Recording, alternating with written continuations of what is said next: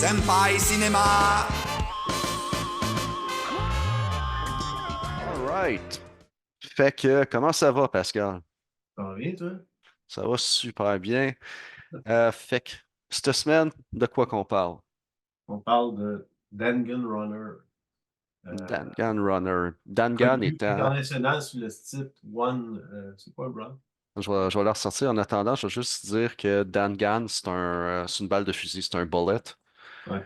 Puis, ça a le rapport dans le synopsis. Et pendant ce temps-là, le, Non-stop. C'est juste non-stop, je pense. ouais, non-stop Ouais. du Parce que directeur Sabu. j'ai su ça récemment parce qu'on a toujours appelé ça Danganronner à l'époque. Bon. Et tant mieux s'ils trouvent des titres, comme le Gunnin 2 qui avait trouvé des titres internationaux. Fait que c'est ça. Donc, oui, un film de 1996. Premier film qui était un. Ben, il a joué dans quelques films avant, là, Sabu, mais c'est le premier film du réalisateur, parce qu'il est pas mal réalisateur depuis ce temps-là. De temps en Ouais. temps, il joue des petits rôles, mais essentiellement, c'est un réalisateur qui aujourd'hui a rendu une dizaine de films. Ouais. Ben, C'est son premier film. Je te dis pas que je l'ai reconnu comme étant comme le gars en background dans Ichi the Killer, hein, mais Ouais. j'ai reconnu sa tronche on a parlé Zeram la semaine passée, Zeram 2, il fait le Il genre jouait, le- d'anti-héros, hein. il jouait aussi le rôle principal dans le film. Katsumo Otomo a fait tout de suite après Akira, World Apartment Tower, film qui a Ok. tourné avec un live action qui est passé comme pas mal inaperçu, mais il y avait le rôle principal là-dedans. Puis là, mais c'est un film qui avait écrit, qui a réalisé Danganronner avec trois acteurs principaux. Je trouve ça drôle, parce que je regardais sa filmographie. Tout le monde a une opinion sur lui, puis personne s'entend sur c'est lequel de ses films qui est bon ou mauvais, mais au moins son premier, ça semble être universellement aimé. Du moins, OK. moi, je l'ai Ah, moi, aimé. j'en ai vu pas mal, sauf ces derniers. J'avouerais que ces derniers, je les ai pas vus, là. Mais tous ceux que j'ai vus avant sont tous le fun. Il n'y a rien de. Peut-être qu'on peut lui reprocher de refaire souvent le même film. Mais à part ça, je veux dire, il y a aucun mauvais film qu'il a fait, selon moi, dans sa filmographie. Ben, ça donnait, mettons, ses jalons, mettons, de ce qu'il était pour devenir après. Il a pas mal élaboré souvent sur le même thème, on s'entend. Mais oui, ça donne le ton. Puis je pense que c'est un des cinéastes les plus intéressants, indépendants, japonais. Fait que Ouais. si on raconte rapidement le synopsis de Danganronner, ça ressemble à quoi cette affaire-là? Ça ressemble à, en fait, c'est un genre, un gars qui est un peu genre, qui prépare un vol de banque. En tout cas, ça, on le voit dans sa préparation. Ouais. Puis c'est un espèce de genre, je pense qu'il y a un petit peu de problème de self-esteem, qu'on peut dire. Puis il semble être un petit peu la cible de ses collègues de travail ou en tout cas, de son Ah, environnement. sa blonde le tombe d'une des pires façons possibles. Ouais, Ses collègues le détestent. Il y a vraiment, sa vie va nulle part. Il habite dans un garde-robe. ouais, Puis, mais pour le setup, ce que j'ai aimé, c'est que normalement, dans un heist movie, quand quelqu'un prépare un vol de banque, il y a soit une narration interne, ou tu sais, comme tu as le gars qui est hyper préparé, puis il dit, OK, à telle minute, je vais être à telle place. ouais, Ils font juste te montrer, il fait son mock-up vol de banque, puis le ouais. visuel est vraiment intéressant. Après ça, t'as des flashbacks qui montrent encore plus le personnage, puis de ça, ça va dans l'action. Ensuite, faut préciser que c'est l'acteur de Tomorrow, c'est ça, Taguchi, son nom? Ouais, Tomorowo Taguchi, en effet, Ouais, qui avait surtout été célèbre pour avoir joué dans le premier Tetsuo. Il joue souvent des rôles un peu de personnages weird, un peu. ouais. Un peu, donc, c'est ça, c'est lui. Fait que c'est ça, c'est la base du film. Ça, c'est les 10 premières minutes, mettons, du film. Ensuite, je te laisse continuer. Hein. On introduit le deuxième personnage, qui est celui qui travaille dans le dépanneur. Oui, oui, oui. Dans le fond, c'est. En fait, c'est un concours des circonstances, parce qu'il faut qu'il aille au dépanneur, parce que Il a oublié son quelqu'un masque. qui a oublié son masque. Ouais, puis là, il arrive là, puis il y a juste des masques pour enfants, puis Là, il peut pas payer par carte parce que sinon il va avoir une trace, puis il y a des caméras, puis là, il y a des publics, tout ça. Fait qu'il décide de faire du vol à l'étalage. Et t'as un gars qui est joué par un musicien, une genre de Local vedette Live. locale. Ouais. De Euh, notre local, un peu. C'est ça. Donc, il le repère. Il semble pas attentif, mais finalement, il le repère assez rapidement qu'il fait du vol à l'étalage. Puis à ouais. partir de là, Là, il la décide. poursuite commence. Ben, Le titre commence.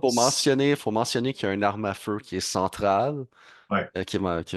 Puis le premier personnage présenté, il sort son arme à feu qu'il a acheté préalablement au troisième personnage, le Yakuza. Ouais. Menace de le tirer, le gars avec une tronche qui en a rien à foutre de ce qu'il y a devant lui, fait juste comme le restant des personnes dans le film ont aucun respect pour lui. Puis il fait comme voir si tu vas me tirer dessus, voir si tu vas me tirer dessus. Tu te prends pour qui? Genre, qui c'est qui fait du vol à l'étalage à ton âge, tabarnak? Puis il Mm. y a une balle qui part, puis la balle, il frôle le bras. Il est fâché. Fait qu'il Il est fâché, part en courant après. il part en courant après. À ce moment-là, c'est le commis de dépanneur qui a l'arme à feu. Ouais. Et Puis lui aussi, pendant qu'il court, on va le voir juste avant qu'il parte à courir, en fait, ou tout de suite après, on voit un flashback de lui. Ça... En fait, la structure narrative du film, c'est ce qui rend le film intéressant. Parce qu'on passe des fois à des flashbacks sur des scènes qui vont avoir rapport ou pas. Fait que c'est ça qui rend le film intéressant parce qu'il là, comme là, on le voit que c'est un musicien, c'est pas juste un clerk un musicien un peu raté, on s'entend. Là. Il a l'air à jouer devant des foules pas mal. Puis aussi, il y a des problèmes de consommation. ouais, c'est problème de consommation fait qu'il il s'est fait kicker dehors de son band. Ouais. Sa, sa blonde le kick pendant qu'il est à terre aussi. Puis justement, la raison pour laquelle il est un peu bizarre, qui est un peu bizarre dans le département, à sa job comme commis de dépanneur dorénavant, c'est qu'il est gelé comme une balle. Puis une des parties, son pusher de drogue, c'est la personne qui a fourni l'arme à feu Ouais. au premier personnage, qui Il est va être un... introduit pendant la poursuite parce que l'autre, il va le reconnaître durant la poursuite. Puis, vu qu'il le reconnaît, Il le reconnaît, aussi il sait d'où ce que l'arme à feu qui est, parce il y a du dommage collatéraux. Fait que là, ça devient... T'as un gars, t'as, t'as le gars qui se sauve parce qu'il a peur pour sa vie. T'as le commis de dépanneur qui fait juste m'a te pogné parce que tu m'as tué parce que supposément tu m'as tué tu m'as tiré dessus puis en plus t'as volé un paquet de nos udon. Puis t'as le Yakuza qui fait que OK, non, j'ai une journée de merde, m'a partir à courir puis voir moi tuer les hosties. vous avez compris qu'il y a quand même un humour dans le film aussi. Fait que c'est tout, Ouais, le film est une longue poursuite après. ouais, Il va introduire des nouveaux personnages à mi-chemin du film. Il va introduire en fait, tu vas voir le flashback du Yakuza qui finalement se trouvait, qui est toujours un peu un regret d'être un lâche. Que genre son boss, durant une attaque, il a comme, au lieu de se mettre devant comme tout bodyguard devrait faire, il s'est comme tassé de façon un ouais. peu, Non, non, il y a étrange. il y a le setup de comme il essaie d'être le grand Yakuza, puis je trouve ça drôle parce que l'acteur Shinji, t'as dit quoi, Totsumi? Shinichi Tsutsui. Ouais. Ouais, c'est justement, il joue dans la série Yakuza de jeux vidéo très populaire, c'est un boss character hyper Ouais. sub. Il y a cette tronche-là. Puis, Il a été il- l'acteur, il a été pas mal le postcard après des films de Sabu par la suite. Les joueurs le rôle principal dans Postman Blues, dans Drive, dans Monday. Donc, plusieurs de ses films, il est revenu. Puis là, mais il tourne depuis avec Sion Sono, avec Takashi Miike et compagnie. Là. Il a vieilli et tout, puis je pense qu'il a pris l'assurance. Donc, oui, on le cantonne souvent dans des rôles soit stéréotypés ou caractéristiques de Yakuza. ouais. Ça envoie toujours au clin d'œil à ses débuts, j'imagine. Fait que Puis, là, il y a lui, on va voir son parcours, et il y a aussi des policiers qui sont à sa poursuite, et des méchants aussi. ouais, Ben, les ça peut. méchants aussi, qui est le lien avec lui aussi, que vous allez voir par flashback. Donc, le film, tout est comme construit comme un puzzle que tout va s'assembler puis va se terminer dans Ouais. un film unique. Mais bon, ça, on ne vous vendra pas la mèche, là. Mais si vous avez vu genre True Romance, vous savez un peu, peut-être un peu, genre de setup un peu pareil, mais avec des quand même très différents dans le traitement, là. Ça n'a rien à voir avec True Romance au niveau de. C'est le film, c'est qu'est-ce qui est intéressant aussi, c'est que durant la poursuite, parce que là, c'est comme impossible quasiment comment ils peuvent trouver, parce qu'ils courent, ils courent, ils courent. Je veux dire, on voit le temps qui s'écroule. Il commençait à courir dans la journée, puis après ça, on passe en soirée, puis il est tard en soirée, puis il continue encore. Le Ah, gars, ils te font. il est après. Ils, ils- ils profitent de la durée pour faire courir ces trois Ouais, acteurs et de faire visiter Tokyo. ok, c'est ça. Puis, tu sais, il y a plein de plans de vue.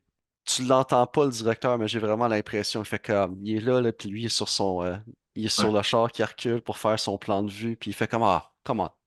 Un autre 5 minutes. Ah ouais, un autre 5 minutes. Oh ouais, Ouais, un autre 5 minutes. tu sens l'épuisement. Qu'est-ce qui est intéressant, il y a plein de détails. Il y a plein de détails aussi au niveau sonore. C'est comme chacun, quand ils courent, ils ont comme leur respiration différente dans Oui, chacun. La plus drôle, c'est celui du clerk, ce qui fait comme une espèce de. ouais, Un peu comme ça, qui est un peu exagéré.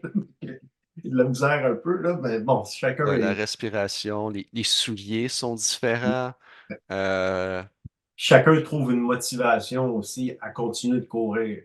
Ça devient ouais, comme une espèce de but ultime à cette course.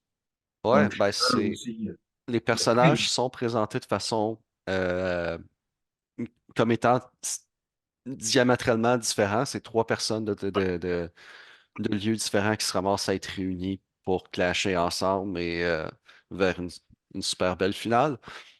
Mais ce qui est intéressant, c'est que justement, ils vont croiser différents objets, différents trucs lors de leur parcours, Puis tu vas avoir eu des versions différentes aussi. différents La, de leur, la meilleure est une fille qui se penche pour ramasser un objet qu'elle a ouais, échappé. Puis chacun, il la voit en passant rapidement un après l'autre, la voit ouais, dans pseudo la même position, à peu près le même point de vue. Ben, chacun après ça s'imagine avec la fille faire des choses différentes. ouais, ouais. Puis Pendant leur course, tout en continuant de courir. toujours en continuant, puis après ça, la démence commence à embarquer, leurs Ouais. sources de motivation. Puis le, mais tu sais, des fois, ils font ça, c'est recherché, c'est le fun, on a appris à les connaître vers la fin, fait que ça devient de plus en plus efficace, mais juste le setup, comme tu dis, tu as parlé de bruit de souliers, la respiration, même leur façon de boire une pinte de bière est Ouais. différente. Mm. C'est C'est un film de mise en scène, en fait, beaucoup. Puis de narration, puis comment qu'on peut. C'est un bon exemple de, absolument, moi je trouve que les films, des fois, c'est comme un court-métrage qui est tiré en long pendant longtemps. Ça ouais. pourrait être un exemple de ça, mais c'est une manière de dire qu'avec le langage cinématographique, on peut réussir à quoi de magique en 80 minutes, bien tête. Ben, C'est quasiment aucune minute de plate dans ce film-là.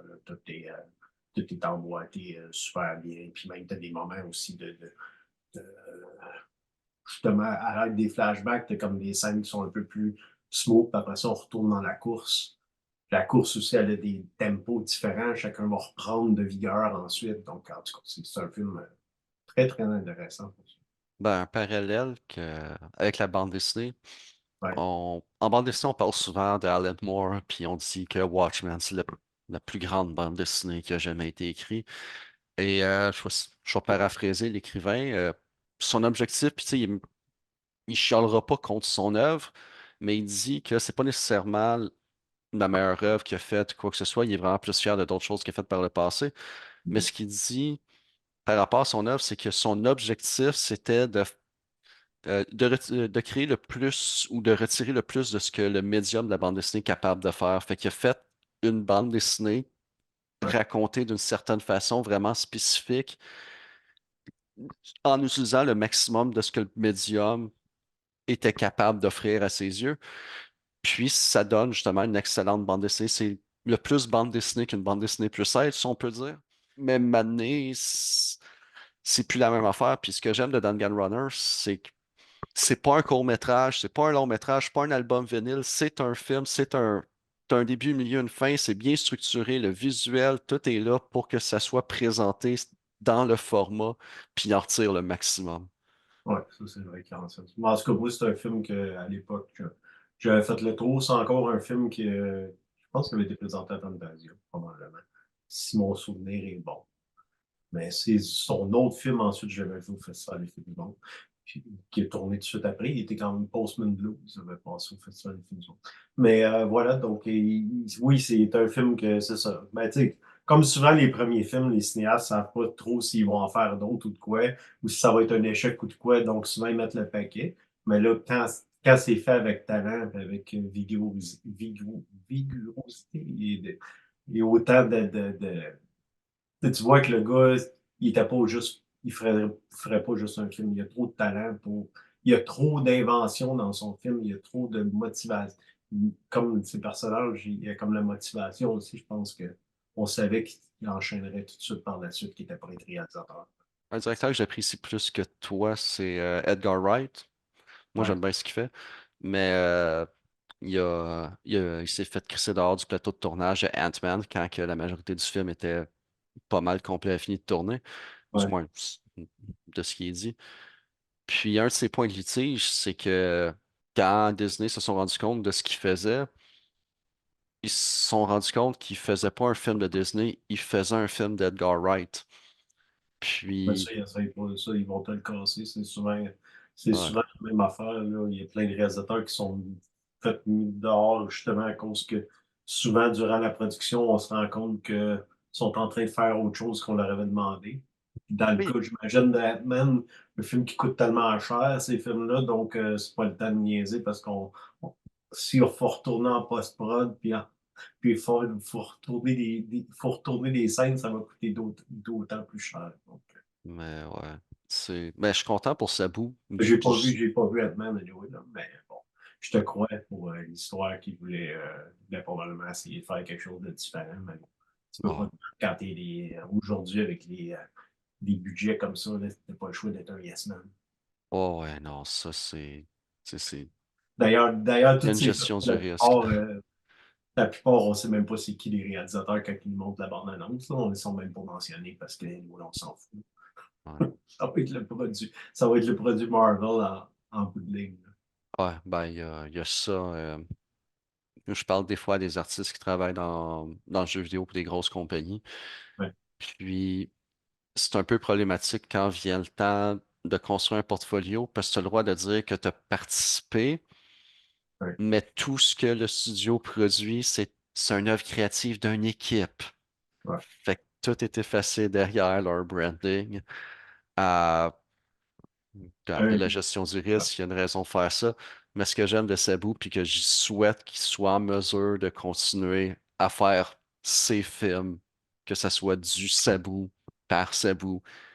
Ben, jusqu'à date, c'est ce qui a pas mal tout fait. J'ai pas vu certains de ses films. Il paraît qu'il réalise les films de zombies les plus originaux des 20 dernières années avec Miss Zombie, qui a Ouais. tourné en noir et blanc.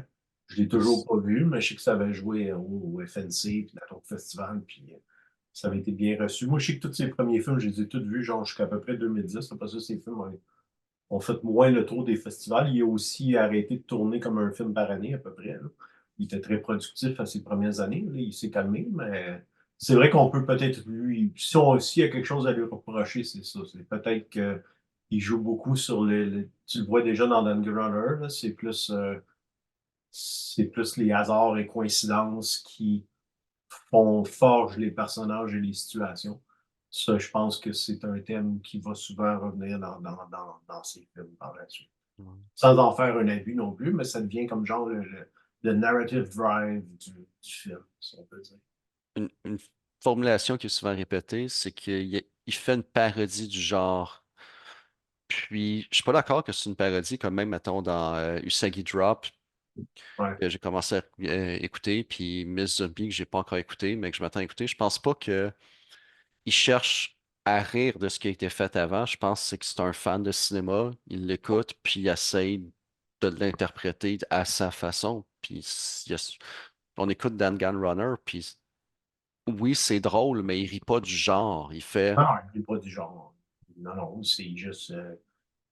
peut-être on peut peut-être dire qu'il il rit peut-être un peu de l'espèce de gros macho qu'on retrouve chez les Yakuza, là, que lui, qui se trouve être un peu nopette sur Oh, ouais. parce que peut-être ça, mais même là, c'est quand même c'est quand même encore respectueux des codes du cinéma Genre. de Yakuza ou whatever. Là. Ah, il n'y a pas un Yakuza en bobette, fait que ça passe. Ah, c'est ça, c'est pas comme voyons, le nom m'échappe, là, Yakuza en bobette, c'était quoi, là? C'était Euh, dans Branded to Kill, c'est ça, c'est pas dans Branded to Kill. Il ira pas jusqu'à là, jusqu'à complètement dénaturer le genre. Là. C'est pas ça du tout. non. Mais c'est un film vraiment le fun, qui est encore très peu disponible aujourd'hui, malheureusement. Ah non, Quand même j'étais sous étrange. l'impression que Criterion en avait fait une réédition. Ouais, en tout cas, il y a aucun film de Cebu, à ce que je cherche, qui est un coffret qui existe en Amérique du Nord ou quoi que ce soit. Tous ces films ont été distribués un peu. En France, il y en a quelques-uns qui étaient sortis au début des années. Postman Blues était sorti sur un DVD avec un autre film, en double bill, hein. Un autre film d'un autre réalisateur, mais ça va pas avoir. Puis, part de ces films ont fait le tour des festivals, est souvent très bien reçu, mais pas vraiment de sortie. Moi, il fallait que j'achète les DVD Unlucky Monkey, qui est son troisième film. Celui-là, j'avais acheté un DVD allemand qui avait des sous-titres français.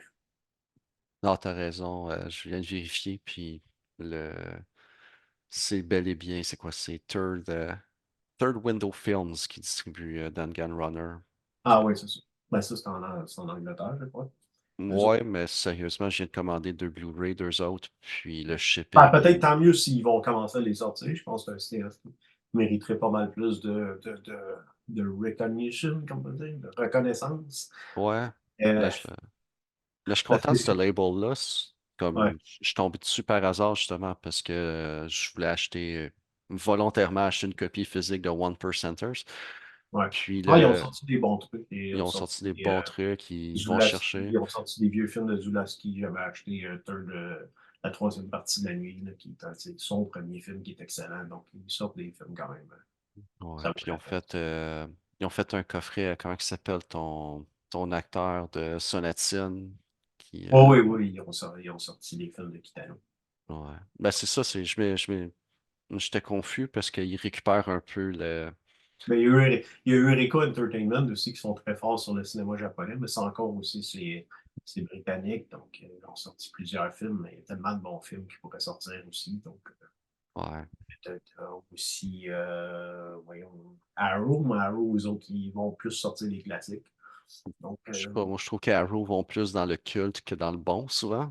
Mais, ouais, mais ça dépend, là. Tu sais, ils ont leur créneau, là. Et c'est sûr qu'ils ouais. ont des films asiatiques, les films d'Hong Kong qui sont populaires. Mais ils ont annoncé la trilogie d'Abashiri Prison, qui est un film qui en a fait Ken Takakura, une star. Ken Takakura qui jouait dans Black Rain, entre autres. Pas le film japonais, mais le film américain avec Michael Douglas. Ouais. Donc, il jouait son partner qui était obligé de faire l'affaire au Japon. Puis il avait joué aussi dans le film de Yakuza, qui est un excellent film de ciné polac, avec Robert Mitchum aussi, écrit par Paul Schrader. Donc, un excellent film des années 70 que tu devrais écouter. C'est très, très respectueux des films japonais de l'époque. Même ça ressemble plus à un film japonais tourné par un Américain.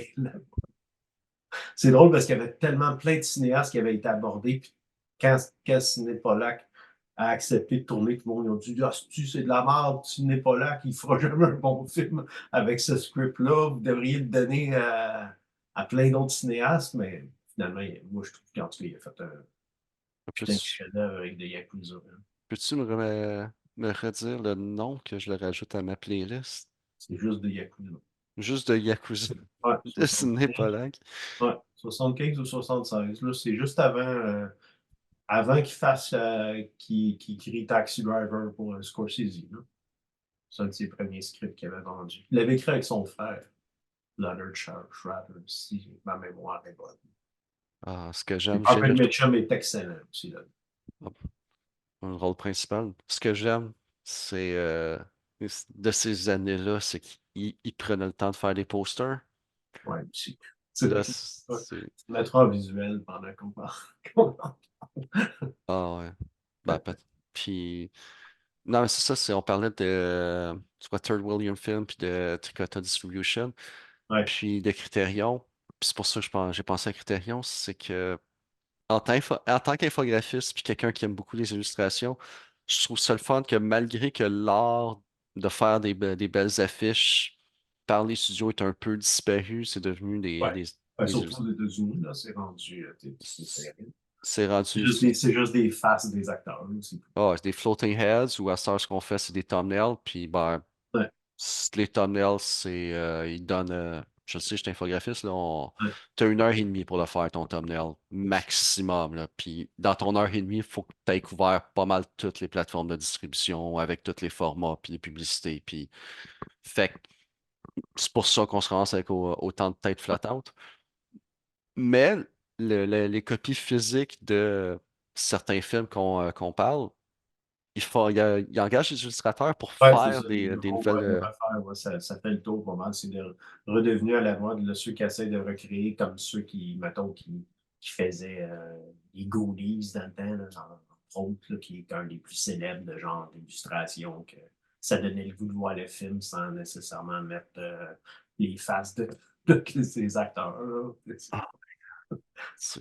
Pour ceux qui se posent la question, là, bon, c'est pas le poster le plus laid, mais le poster que j'aime le plus détester, c'est l'affiche de Sleepy Hollow.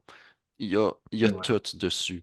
T'as la grosseur des têtes en fonction du salaire. ouais, T'as euh, une police de caractère au pinceau, comme pas travaillée. Ta couleur, tu fais comme ça me tente pas de me forcer, on met ça en rouge sur noir. Puis après ça, une fois que tout ça c'est fait, il te reste encore une couple le tiers de l'image à remplir. ouais. Euh, une pleine lune avec comme le personnage qui est mentionné. Puis il reste encore de l'espace. Euh, Il aurait pu mettre un stroboscope, parce il y a tellement d'effets stroboscopiques là-dedans qu'il aurait dû faire un warning pour ceux qui allaient le voir au cinéma. Genre, si vous êtes épileptique, épileptique, n'allez ouais. pas voir ce film. Oh my God. Non, c'est. On partira pas sur Burton, là, parce qu'on va en décevoir. Mais en tout cas, moi, je risque d'en décevoir beaucoup de ces fans qui pensent encore que s'il est bon aujourd'hui. Mais... Ouais, ouais. Ça va prendre un bout avant qu'on couvre Tim Burton à Senpai Cinéma.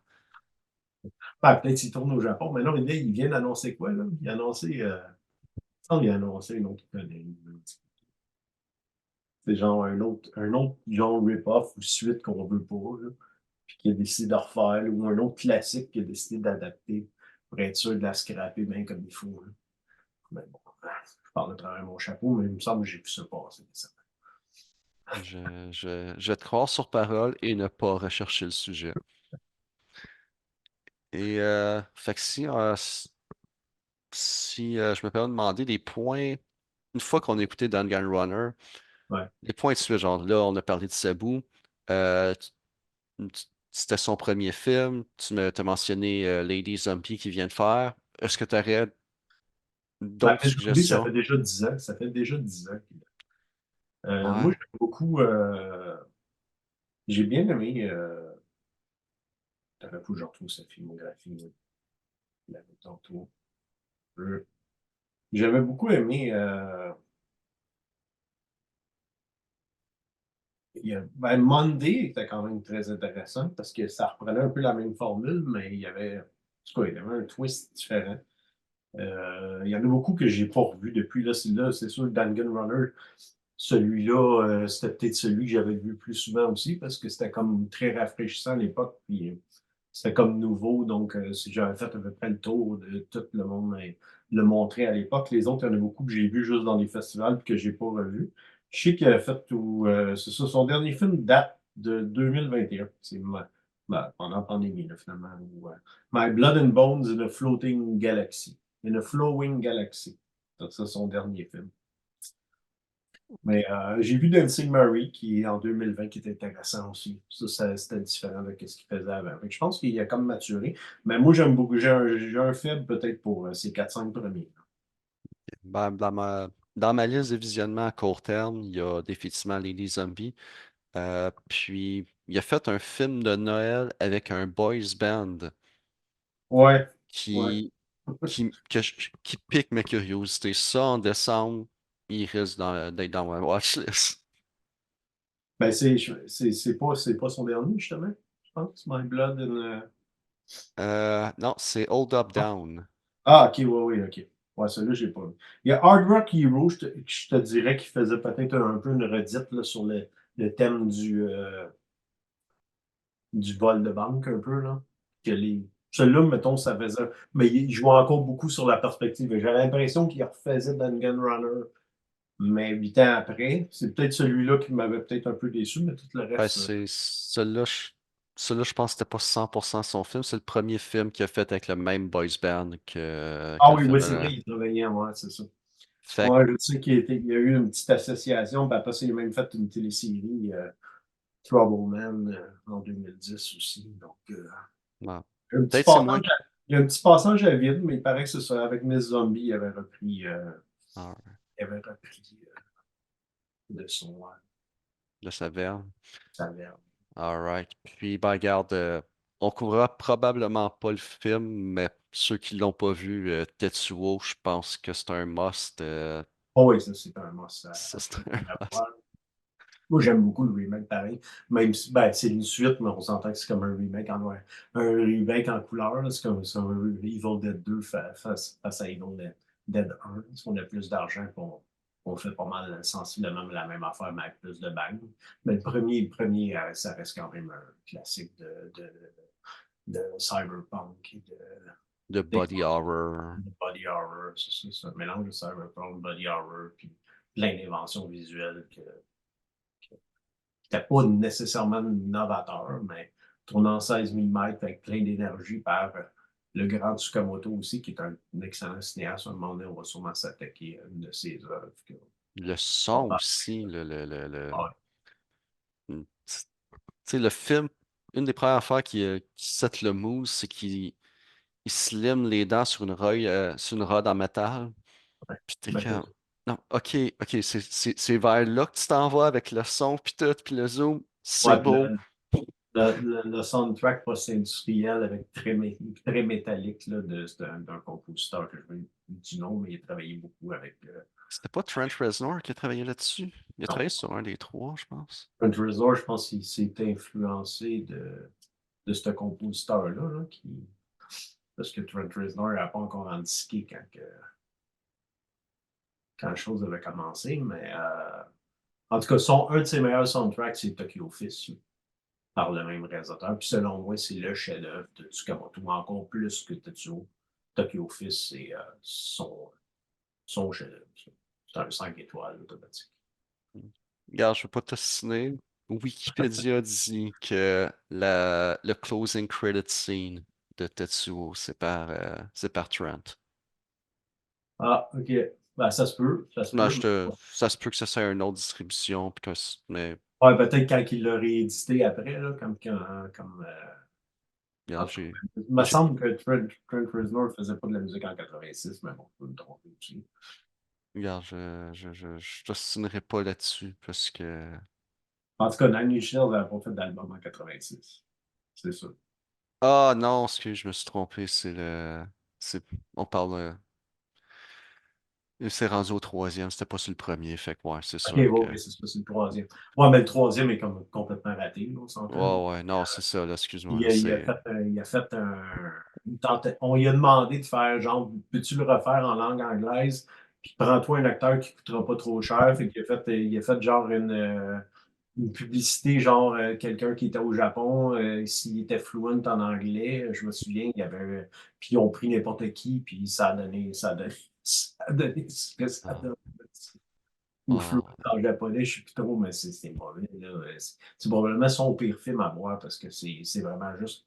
Ça, c'est encore un autre remake, mais poche. ouais.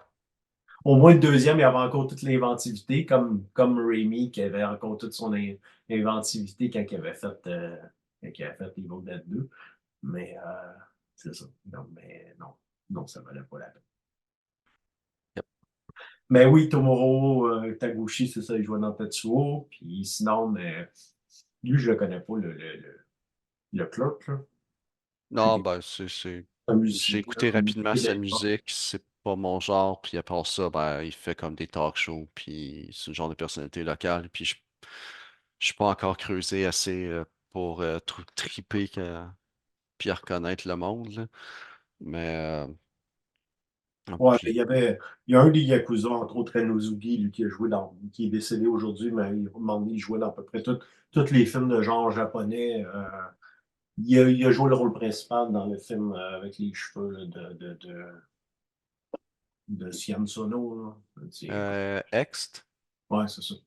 Fait ah, que lui, c'est il le jouait fun, le rôle Ext. principal là-dedans. Il jouait dans le film Anabi de Kitano, en tout cas. À un moment donné, il jouait à peu près toutes les. Si vous avez vu un film, mettons, de genre japonais de 95 à 2005 qui est à peu près dans tous les films, autant les films à petit budget que les gros films. Ah, Kitano, maintenant tu il me le joue dans, dis, puis il joue dans- j'étais impressionné par sa performance dans Ext. ouais. On s'entend, le personnage principal, c'est une petite fille super joyeuse puis tout ça, là. Mais il tient le film sur ses épaules, là. On dirait que tout le monde a une bonne idée de ce qu'ils sont censés faire sur le plateau, puis lui, il fait comme, c'est quoi? Moi, j'arrive là avec mes Crocs, puis ça, il vole chacune des scènes, puis on dirait que Oh, Sono, il est juste content d'y donner l'espace qu'il a de besoin lui, je pour pense qu'il remplir était la. content aussi de jouer comme quasiment le rôle principal. Ben, il y a la fille, là, mais je veux dire, comme pour pouvoir enfin s'éclater, parce que dans les autres films, c'est toujours une apparition, ça devenait quasiment une joke. Ah, spotter Ranozugi dans tel film. Puis il apparaît. À part dans Anabi qui jouait son partner, celui qui peint des peintures, qui est rendu handicapé, là, mais qui fait de la peinture, mais sinon, autrement, c'est toujours des petits rôles. Puis là-dedans, il y a un petit rôle aussi de. Ouais, ben je pense en dedans d'un an, je dois avoir écouté. Il est dans Audition que j'ai écouté récemment. Il est dans Uzumaki que j'ai réécouté récemment. Il est dans Shin Godzilla que j'ai réécouté récemment. Puis ça, Ouais, c'est c'est ça, juste des c'est-à-dire films il récents. est toujours là. Donc, c'est drôle. Ben, il est décédé, malheureusement, dans les années 2010. Pas super vieux non plus. Mais voilà. Donc, Renosugi était toujours là à l'époque. Puis la semaine prochaine, on couvre quoi? Pour Ito Kiri. Ito Kiri, un Ouais. classique Ben, le samouraï. châtiment, en français, c'est le châtiment. Ok.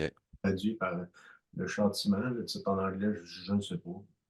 Je vais fouiller. On aura la réponse pour vous la semaine prochaine. S'il a été commercialisé en anglais, je me souviens plus. Parce qu'il y a un autre titre aussi. Qui était connu, mais bon. En tout cas, c'est un film de Hideo Gosha, qui est un des plus grands réalisateurs japonais. Peut-être parmi les trois cinéastes japonais les plus sous-estimés du siècle dernier. Puis un film différent, parce que là, on va parler pour la première fois d'un film de samouraï qui se passe à quelques siècles plus tôt. Donc, voilà. Sur ce, Bonne soirée.